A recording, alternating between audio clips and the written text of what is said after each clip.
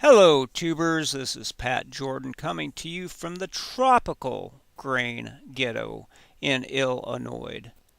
At least the heat and humidity is about the same. I swear, and everyone knows that I do, that I will not sing that song. Unique in all the world, unless you can point me to another hermit genius who has been saying the same thing since 1978, is my notion of somato-psycho origin of disease. Owing to the relentless work of Grannie Annie and me, we have been able to expose the occulted reality that microbes can transform from discrete extracellular invaders to intracellular monsters under the influence of MediKill and AlterNOTive supposed remedies. This topic will fill out new videos, but I will continue the theme that organisms like Lyme and syphilis may be at the heart of conditions like lupus. However, the immune hypersensitivity reaction of serum sickness underlies all microbial disease, vaccines, and chemicals like antibiotics. People think, because they have been inculcated to think that way, that physical illness does not affect mental, emotional, psychological responses, yet they will vomit that it will happen the other way around. With Lupus, Lue Pus, and revolution behind you for the foundation to know how we arrived here, we will examine how a chemical can exert a profound effect on the mud pellet. Deeper than that, the thing that you have to keep refreshed in your parallel processing memory is that we arrived here via the pathway from antidepressant and anti-anxiety drugs acting as immunosuppressants to lupus, to syphilis, to Lyme, to where the chemotherapy for Lyme and lupus includes anti-malarial drugs. I can offer no more concise example of continuum completed in only 5 degrees of separation. I can only hope that you appreciate the power and then practice the method of continuum to change the world. Ryback's The Essential Guide to Prescription Drugs 2000 was a gift from our dear friends at my mother's dialysis unit. It had saved her life on many occasions. The rule that the sisters taught us was that if there was a problem, first think drugs. Let's take a look at hydroxychloroquine that first revealed itself to me through the Price and Wilson pathophysiology book that I then referenced in the Merck Index, and then in a fit of due diligence I opened up my Ryback's book for what I hope provides you with as much amusement as it did me. Hydroxychloroquine is for your basic tropical malaria. One of the listed serious adverse events is emotional or psychotic mental changes and or seizures. In classic white coat assassin form, they do a complete cover your ass reversal with a blame the patient disclaimer. Adverse effects that may mimic natural diseases or disorders. Central nervous system toxicity may suggest unrelated neuropsychiatric disorder. Seizures may suggest the onset of epilepsy. Next, we will review the criminal use of antimalarials in the military, but our focus is civilian right now. So your basic traveler or resident in a malaria-infested region will be at the mercy of the adverse effects of a drug that can make you fucking psychotic. That's pretty harsh. Seizures are not unexpected when you consider the nature of Plasmodium, a tiny parasite that likes to use your red blood cells like a doghouse and then explode the doghouse when the puppies are born, so as to imply that your blood goes everywhere, including your mud pellet.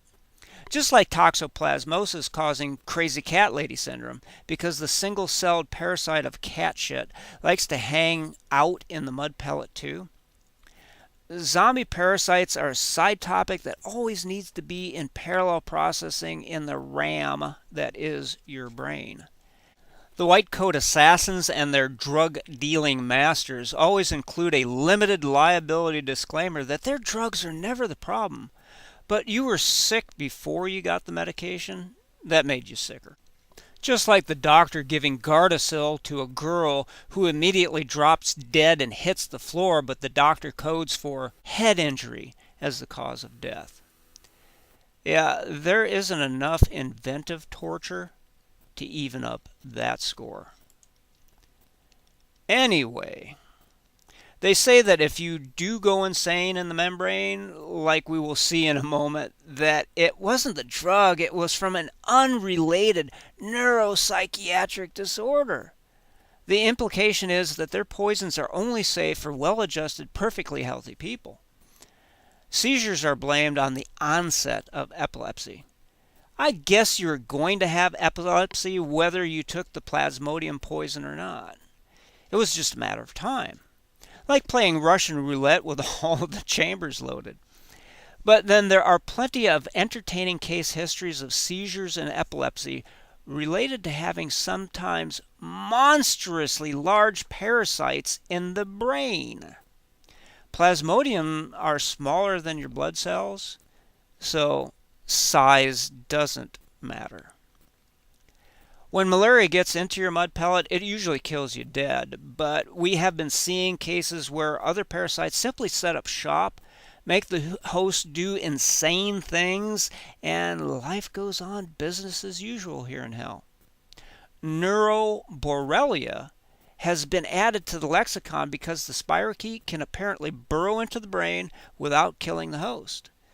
To this day, I still hear from Lymies who talk about stress and their emotional states, but they're incapable of relating it back purely to the bug that they chased into their brains through the uneducated use of things like doxycycline that simply turns the beast into a cell wall deficient form to roam the host at leisure. There's a gruesome irony that the military uses doxycycline as an anti-malarial.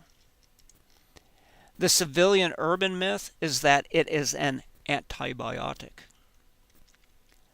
Malaria is a bitch, but let's look at an excerpt from a lawyer who represents military victims of anti-malarial drugs to see which might be worse, the disease or the preventative.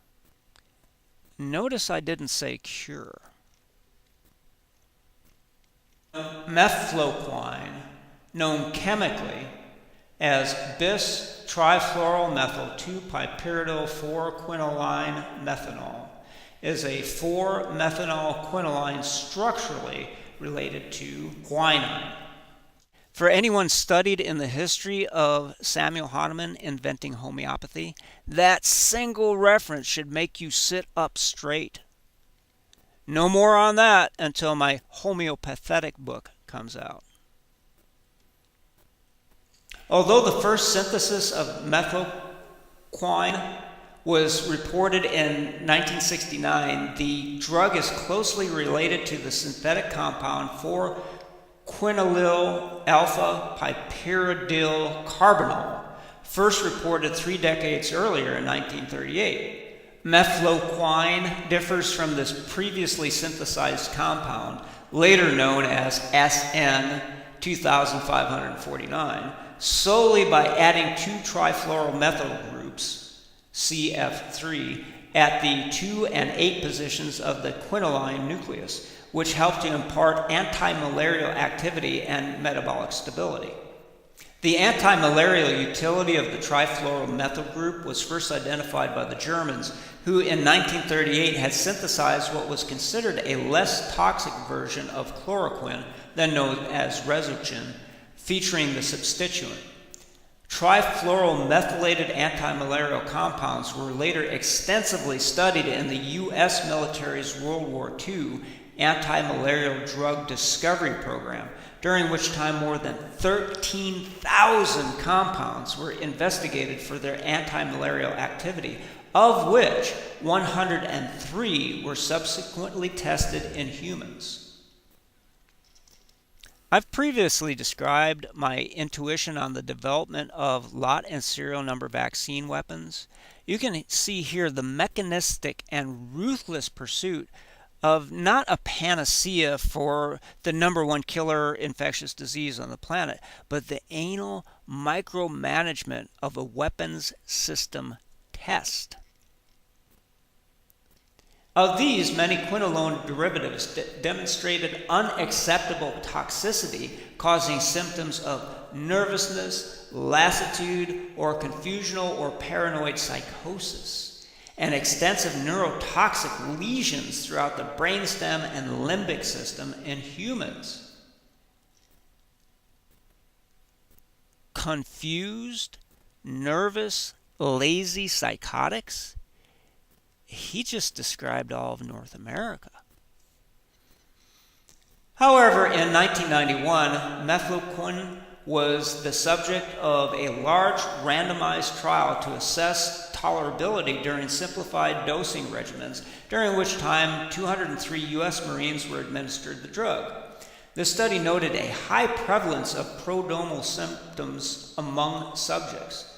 Vivid dreams, described often as, quote, terrifying nightmares with technicolor clarity, occurred in 7% of mefloquine users, irritability in 4%, concentration problems in 5%, anger and moodiness each in an additional 1%, and insomnia in 25%. Although, quote, more serious events, including psychosis or hospitalization, were not reported in the definitive published study of mefloquine used among U.S. personnel in Somalia, post-marketing surveillance reports describe a U.S. military member on mefloquine who was hospitalized and experiencing psychosis, confusion, depression, fatigue, hostility, agitation, and paranoia. More than 120 Somalia-era veterans later complained of psychiatric symptoms, including flashbacks, nightmares, paranoia, and suicide attempts linked to the use of the drug. One soldier later described the effects of the drug as, quote, so much darkness in your brain and so much violence, unquote, and reported suffering lasting confusion, paranoia, and suicidal and homicidal ideation. Despite early concerns for its safety, mefloquine nevertheless became the drug of choice for most U.S. military operations, but its regular use soon attracted further concern. In 1996, officials were informed that family members of U.S. Special Forces soldiers had noticed, quote, drastic changes in mood, impulsivity, and irritability linked to their spouse's use of the drug. Soon after the start of the Afghanistan war in 2001, where the drug was also used frequently, one veteran of early operations in Pakistan complained of hallucinations and delusions while taking the drug and of subsequently suffering frightening flashes of anger. If you are a pattern recognizer, then you will remember that the daytime raunch shows like Maury Povich and the like would carry stories of IED, intermittent explosive disorder, a Yahoo word invented to cover for things like military drugs and or ergot toxin in food that led to Dr. Jekyll and Mr. Hyde instantaneous mood swings. A disorder or a syndrome is not a disease, but rather a Babylonian name change for covering up something that they know that they caused. Another family member reported his son was hospitalized with hallucinations, anxiety, and depression. By the summer of 2002, after a rash of homicides and suicides at Fort Bragg had been committed by soldiers returning from Afghanistan, concerns of behavioral toxicity had attracted national media attention. 2 soldiers murdered their wives and then immediately committed suicide. Another soldier murdered his wife and subsequently killed himself in prison the following year. According to family members and acquaintances, the soldier had been experiencing delusions, paranoia, strange behavior, and uncharacteristic fits of rage after returning home. All 3 soldiers had taken mefloquine. 2 had documentation of taking the drug on deployment before the killings, while the 3rd had also been taking the drug according to unit members but had stopped some months prior. The awareness was poor among U.S. forces of mefloquine's written warnings that even fulminant cases of intoxications were misattributed to other causes. That statement is just patently false. When you join the military, it is a contract where you lose all rights. You are the property of the Arcanet, and it has never stopped. The Medical Manhattan Project Operation Paperclip experiments on its lab rats since it started using humans as test subjects. These are genetic liars that gave you aseptic meningitis to replace the polio that they caused with their vaccines, and give you lupus to cover for the Lyme that they gave you with what? Yes, a military bioweapon unleashed on American soil under the supervision of Nazi scientists at Plum Island.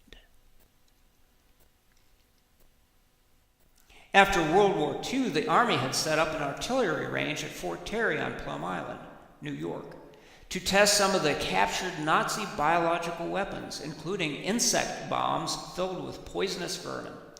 The island was a perfect testing ground, an ideal home for Plum Island Animal Disease Center.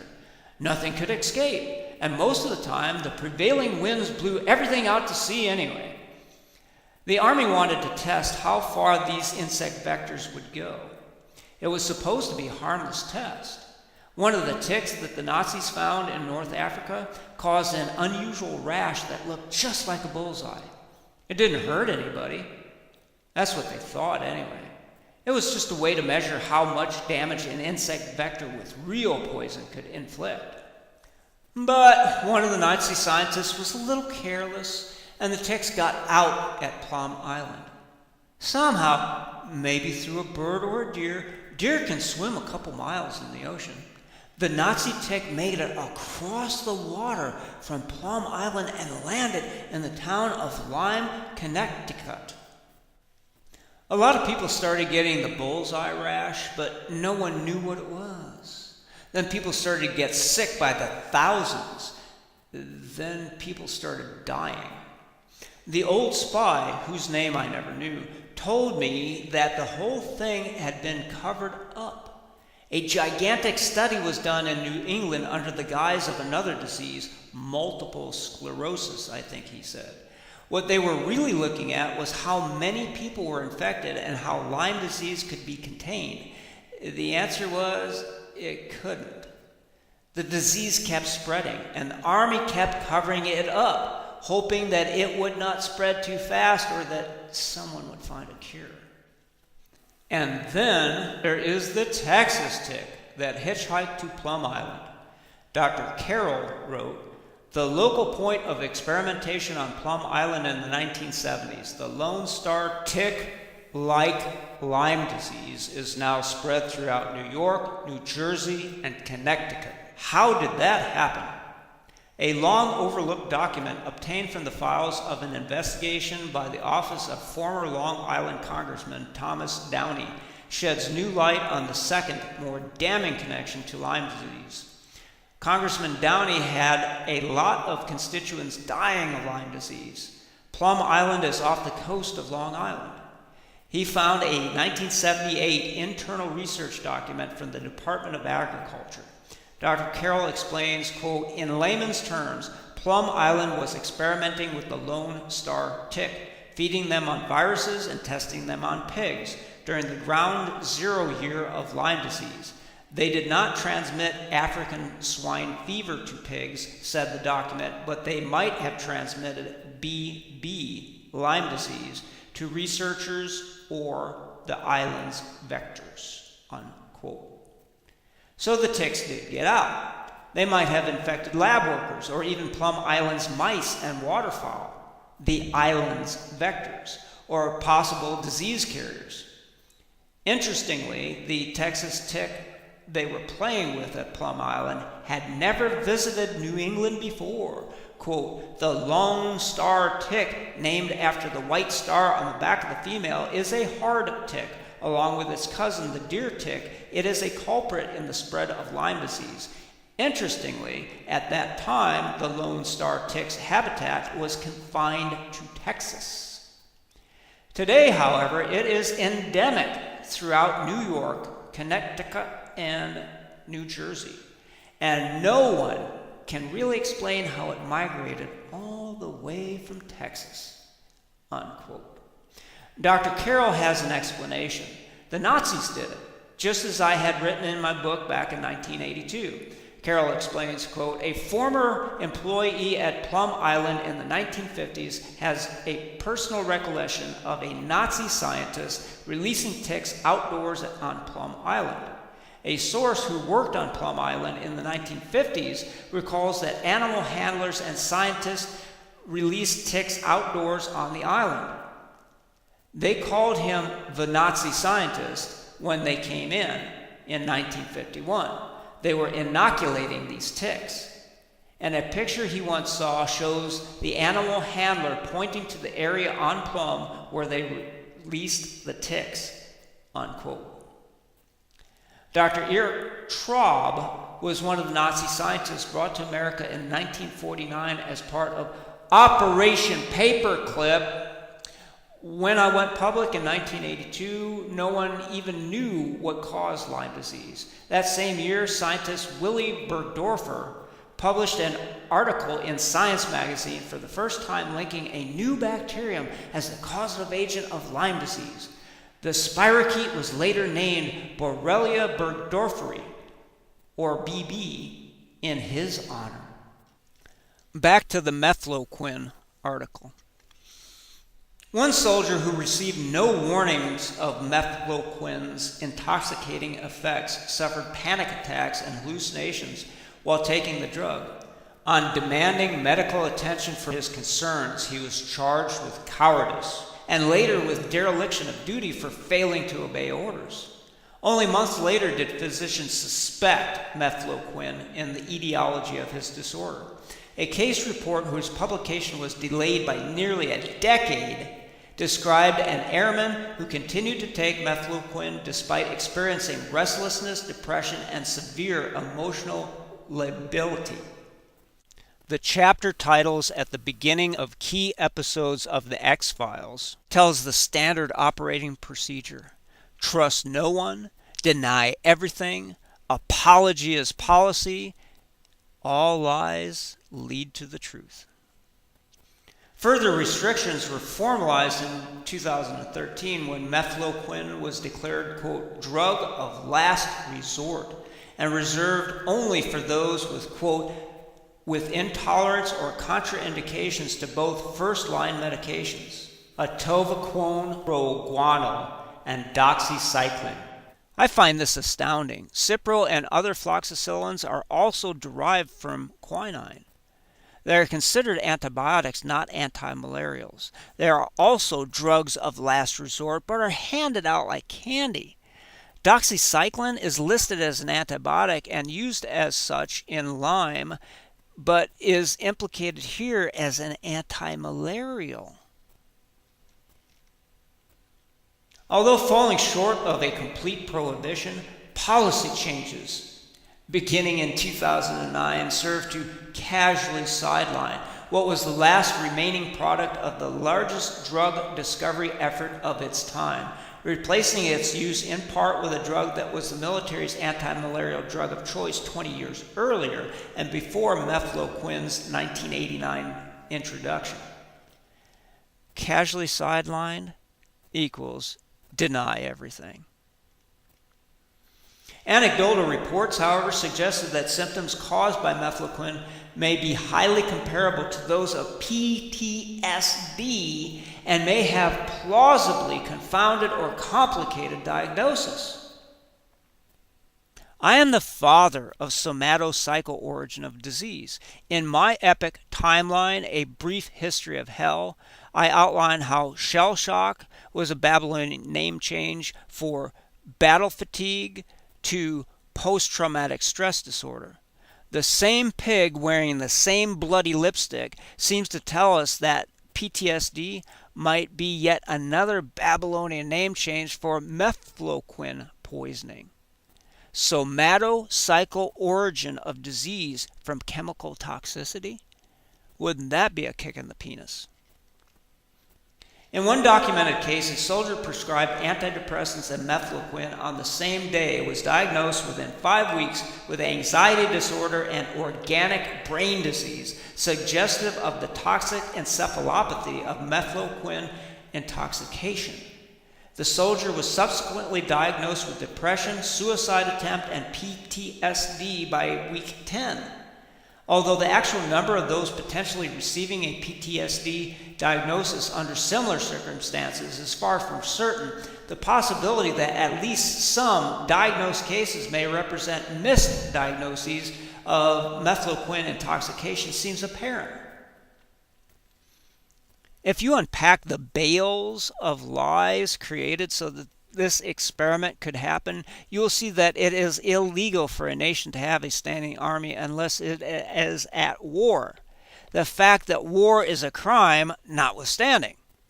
In order to get around that, the United States Corporation of Death simply has their commander-in-chief that used to be an officer but is now just a corporate agent of the governmente, which means mind control, simply declares a state of emergency or war on something like drugs or cancer so that the standing army rule can be ignored in order to deploy suckers around the world to be sucked on by mosquitoes while they are shedding blood for an ancient evil. The law of nations regards spying as a crime. Therefore, the CIA is an independent agency that specializes in spying and just happens to have the United States of assassination as their main client. This is just game playing and word wrangling to get around what is obviously a crime syndicate. Ask any patriot idiot if they think that the CIA or the FBI or any other armed contractor of the U.S. Corp is part of the government, and they will probably say yes without hesitation. It is that lack of hesitation that gets the rest of the world in trouble. I have been around the world to find that nearly everyone hates America for exporting death and domination to that world. Case study 19-1. In September 2003, a previously healthy 33-year-old male soldier newly deployed to Iraq presented to a combat stress control unit complaining of acute onset 4 days earlier of severe anxiety, paranoia, visual and auditory hallucinations, persecutory delusions, and confusion, with worsening physical complaints of dizziness and photophobia. The soldier was a member of the U.S. Army Special Forces unit located at a small team house in the city of Samarra. The night his symptoms began, he reported being jolted awake by a hyper-realistic and terrifying nightmare in which his room was exploding in a giant fireball. Believing the team house was under attack and believing he saw the enemy bursting into his room, he grabbed his weapon and quickly donned his combat gear and proceeded to conduct a tactical room-to-room search of the house's sleeping quarters. He was horrified to perceive the sleeping members of his unit as mangled corpses, vividly reminiscent of the corpse of an insurgent he had seen an evening before in conjunction with a mission. Language is a trap. It's used with that express purpose. It was Clint Richardson who taught us the meaning of the word insurgent. One who participates in an insurrection, one who opposes the execution of law by force of arms, or who rises in revolt against the constituted authorities. A distinction is often taken between insurgent and rebel, in this, that the former term is not necessarily to be taken in a bad sense, inasmuch as an insurrection, though extra-legal, may be just and timely in itself, as where it is undertaken for the overthrow of tyranny or the reform of gross abuses. According to Webster, an insurrection is an incipient or early stage of rebellion. Of course, no one needed Clint to point this out to us, since it had been in Black's Second Law Dictionary since 1910, if anyone bothered to look. With insight that he was hallucinating, he returned to his room anxious, paranoid, and unable to sleep. The next day, he informed his supervisor of his psychotic symptoms and his fears that he was having a nervous breakdown. That day, as he interacted with the team members, he perceived them as horrific, talking, skeletal remains, and he heard nearby muffled voices plotting his death. His persecutory delusions worsened the following day when, after insisting on medical care for his symptoms and fearing for their safety, his unit members disarmed and confined him while they awaited his transport to a nearby combat stress control unit. Here's the part that's going to fry your mud pellet. The talking skeletons are called hallucinations. The shamans who take hallucinogens say that the experience opens them up to what is really out there. So how do you know that the surface that you see and accept as real isn't the illusion, and we really are, as Patrick Jordan insists, in hell, and therefore talking corpses with all of the fear, delusion, insanity, and torture by demons in high-ranking uniforms isn't the reality? Over the next 2 days, as he awaited evaluation, he was repeatedly advised that he had a choice to return to his duties or face legal repercussions for what appeared to be cowardly behavior. His medical history was significant only for a sports concussion in his mid-teens, for which he was briefly hospitalized and had made a complete recovery. He had no personal or family history of mental illness. He was serving as a human intelligence collector and interrogator, had passed a full background investigation, and had been granted a top-secret security clearance. His only medication was mefloquine, which he had begun approximately 2 weeks before his departure to Iraq. He had taken his third 250 milligram weekly dose 2 days before the onset of his symptoms. In the days before his arrival in Iraq, he had consumed a modest amount of alcohol with meals while awaiting air transport. Before the acute onset of his psychosis, he had experienced no prodromal symptoms, including vivid dreams, personality change, anxiety, restlessness, depression, or confusion. At the time of the initial evaluation, his psychiatric symptoms were attributed to combat stress or to a panic attack stemming from his initial encounter with the deceased Iraqi insurgent. An adverse reaction to mefloquine was not suspected. The soldier had been issued the drug months after the FDA first required issuance of the mefloquine medication guide, quote, wallet card. But despite this requirement, he did not receive either the wallet card or the verbal or other written instructions under what conditions to discontinue the drug. Unaware of the information contained in this documentation, he continued to take the mefloquine for 2 additional weeks after the onset of his symptoms of anxiety and confusion for a total of 5 doses. Although Combat Stress Control had recommended local treatment, his unit had elected to initiate legal proceedings. He was swiftly returned to the United States and subsequently charged by the U.S. Army under Article 99 of the Uniformed Code of Military Justice with cowardice, a crime that carries a maximum penalty of death. On seeking civilian counsel and based on intense media interest in his case, his legal team became informed that his symptoms might be related to the mefloquine and proposed exposure as a defense.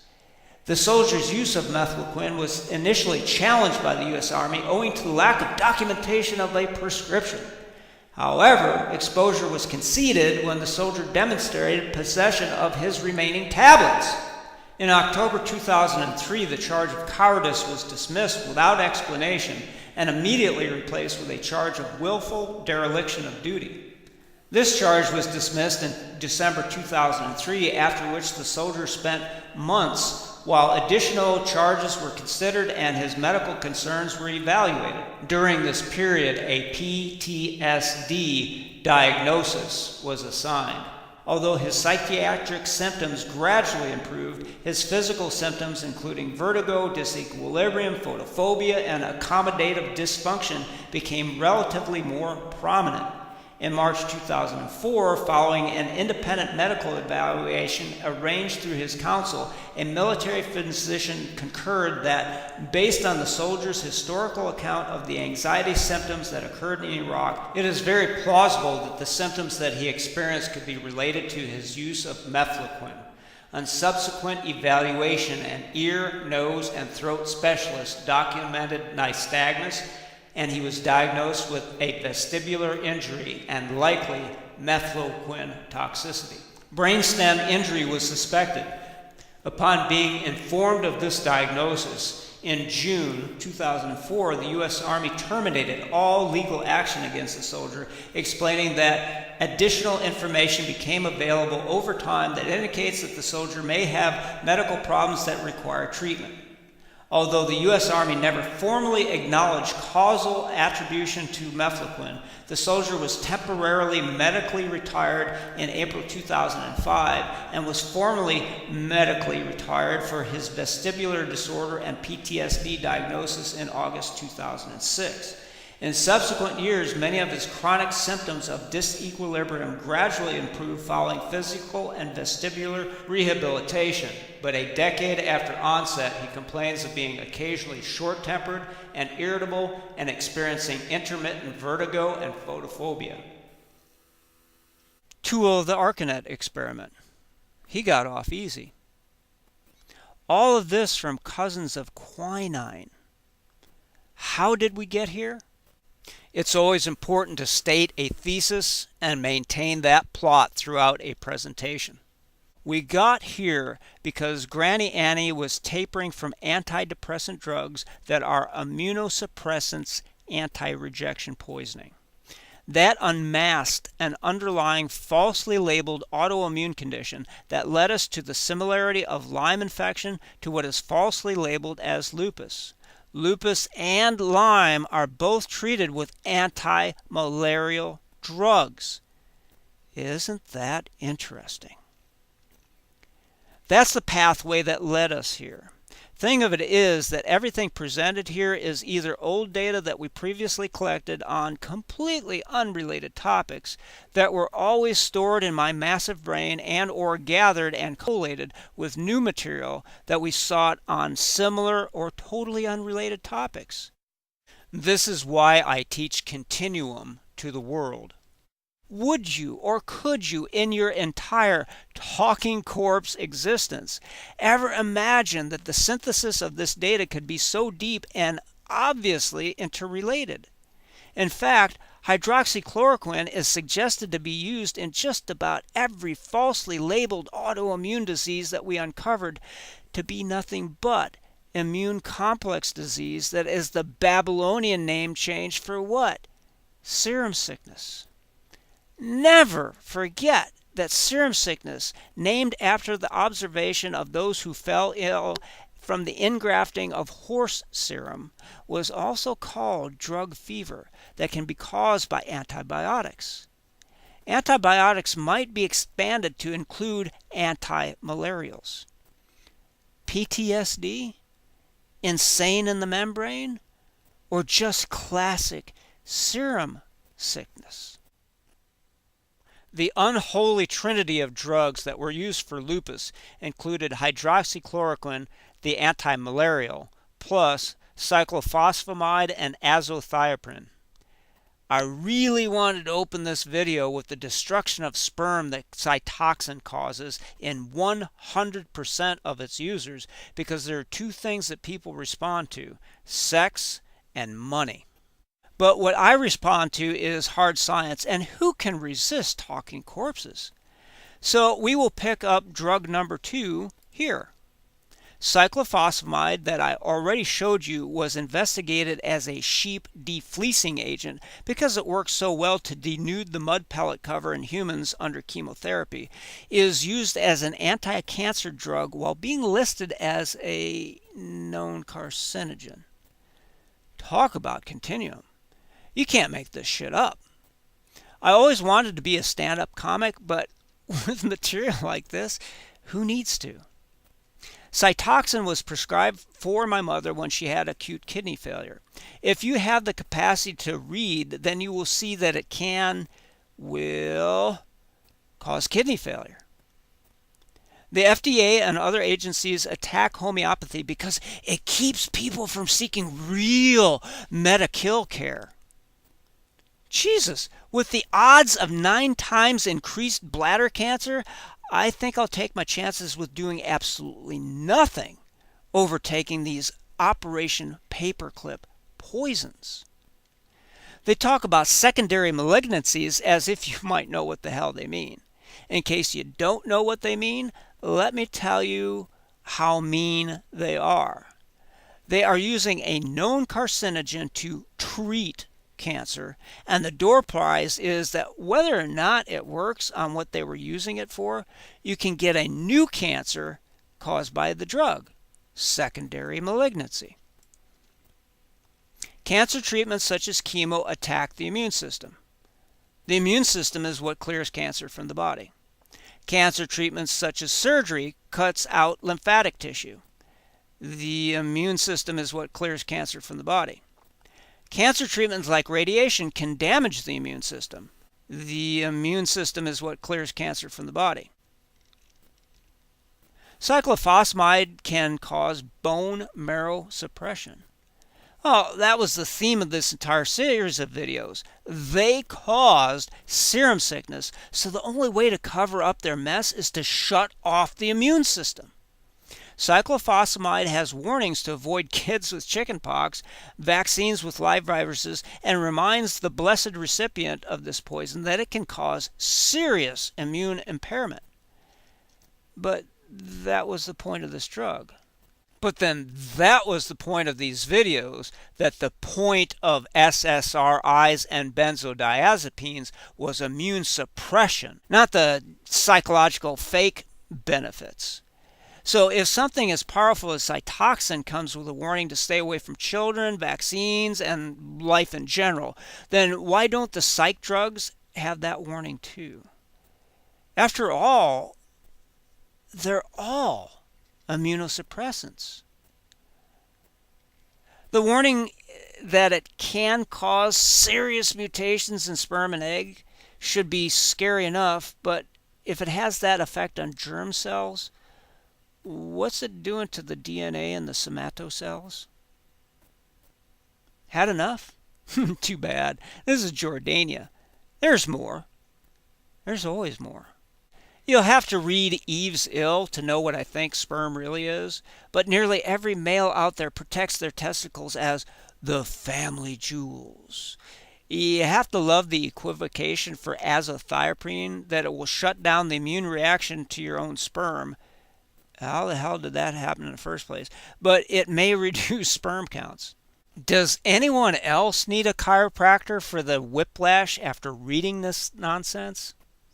But the best, the kind of thing that you simply can't make up, is that the 13th edition of the Merck Chemical Index says that azathioprine and cyclophosphamide are a winning combination, while Rybacki says that you should not take this drug if you have taken Cytoxan. Which is it? Which is which? It's a given, isn't it, that azathioprine, like hydroxychloroquine and cyclophosphamide in the unholy trinity, are all immunosuppressants.